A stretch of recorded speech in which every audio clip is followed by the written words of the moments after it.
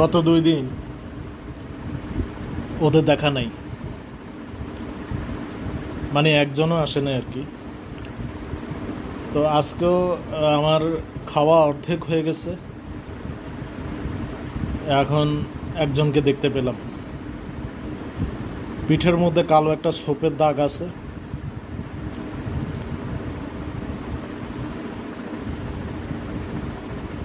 মানে আমি যেটা ইন্ডিকেশন দিয়ে রাখছিলাম আর কি, সেটার কথা বলতেছি। ওদের 3জনকে আলাদা করে চেনার যেই তরিকা মেনটেন করছি সেই কথা বলতেছি আর কি। মাছের মেরুদণ্ডধর্মী কাঁটা নিয়েও ব্যস্ত, এগুলো জমিয়ে রাখছিলাম আর কি। ওই আমার খাবার শেষে একটা নির্দিষ্ট জায়গায় দিতাম, এখন আসছে বলে নগদ দিয়ে ফেললাম আর কি।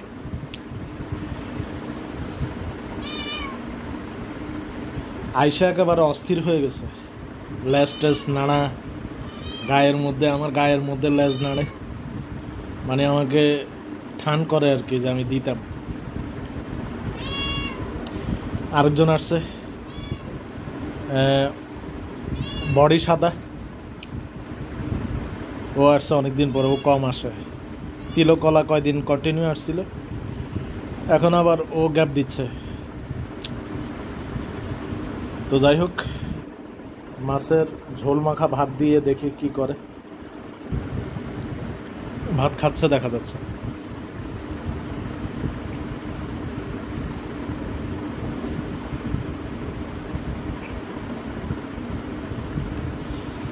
ওর একটু বেশি ক্ষুধা লাগছে দেখা যায়, ওই যে পিঠের দাগলাটার অস্থির অস্থির ভাব। আজকে আমারও একই অবস্থা। আমি সম্ভবত 8টার দিকে নাস্তা করছি, এর মাঝখানে আর ফাঁকফুক কিছু হয় নাই। তো এখন ভাত খাইতে আসলাম প্রায় 2:30। তো ক্ষুধা লাগে গেছে, পেটে শোঁসো করতেছিল পেটের ভেতরে। তো এখন মোটামুটি খায়া শান্তি। বাবারে বাবা, ক্ষুধার জ্বালা কি জ্বালা!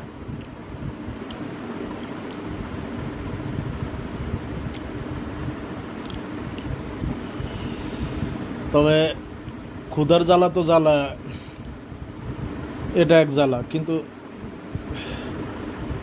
মানুষ আরও যে জাগতিক জ্বালা বানিয়ে রাখছে, সেই জ্বালায় তো আরও অশান্তি করে তোলে জীবন, সমাজ, প্রকৃতি, দেশ, আন্তর্জাতিকতা। এই যে আমাদের দেশে যে হাঙ্গামা চলতেছে, সেই হাঙ্গামার পেছনে তো আসলে বস্তুত তেমন কোনো পেটের ক্ষুধা জাতীয় কিছু নেই, এটা অনেকটা মনের ক্ষুধা জাতীয় কিছু। মানে মন চাইছে একটা হাঙ্গামা করব, বাস একটা হাঙ্গামা শুরু করে দিল ছাত্র জনতারা, করে দেশের একটা বিরাগ ভাজন করে বা বিভাজন করে দেশটাকে রসাতলে নিয়ে ছাড়বে, এই হয়েছে তাদের উদ্দেশ্য, মনের ক্ষুধা। তো এখন রসাতলে যাওয়া শেষ হয়েছে, এখন আবার সেনাবাহিনী নামছে মাঠে। মানে হারায়া মারায়া যখন তলপিতলবার কিছু থাকে না, দেয়ালে পিঠ ঠেকে যায়, তখন উদ্দেশ্য হয় যে হ্যাঁ এবার কিছু একটা করতে হবে। তো তখন আর বস্তুত কিছু করার থাকে না। সেনাবাহিনী নাকি ম্যাজিস্ট্রেসি একটা ক্ষমতা পাইছে, তো ওই ক্ষমতা এমন যে আগে যেটা পুলিশে বা মানে থানায় গিয়ে যেটা পুলিশের মারফতে হতো কিংবা ম্যাজিস্ট্রেটের কাছে গেলে হতো আইন মামলা মোকদ্দমার মাধ্যমে, সেটা এখন তাৎক্ষণিকভাবে ওরা করতে পারবে। তো এখন কথা হয়েছে, এই ক্ষমতাটা ওই ইউনূস সরকার ক্ষমতা নেওয়ার পরই কেন হলো না, এতদিন কেন অপেক্ষা করা হলো? তো এর চেয়ে মানে অরাজকতা আর কি হতে পারে? চেয়ে চেয়ে দেখা যে মানে সর্বনাশের কত চূড়া, এটা কি হইল? আমরা চেয়ে চেয়ে দেখবো কেন যে দেশটা কত মানে লুটতরাজরা কত লুটতরাজ করতে পারে, সন্ত্রাসীরা কত সন্ত্রাসীগিরি করতে পারে, খুনিরা কত খুন করতে পারে, এটা কেন চেয়ে দেখব? আমার প্রশ্ন হচ্ছে এই জায়গায়।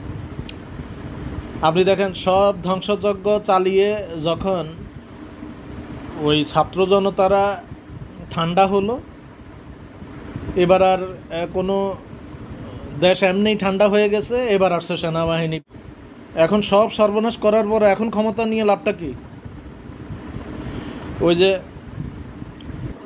আনকালচার্ড, অশিক্ষিত গণ্ডমূর্খরা এসে যে ওই যে গালিগালাজ করে 14 গোষ্ঠী উদ্ধার করে, আমারও ইচ্ছা করে কিন্তু এরকম 14 গোষ্ঠী উদ্ধার করতে।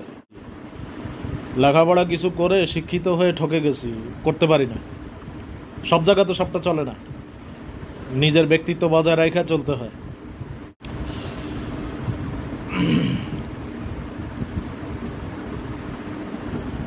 মাছ টাছ খেয়ে ওরা আজার হয়ে গেছে, এখন ওদের শান্ত অবস্থা, অস্থিরতা নাই। ভাত মাছ খেয়ে মোটামুটি পেট টেট পুড়িয়ে এখন ওরা শান্ত, ক্লান্ত, ঘুম ঘুম ভাব।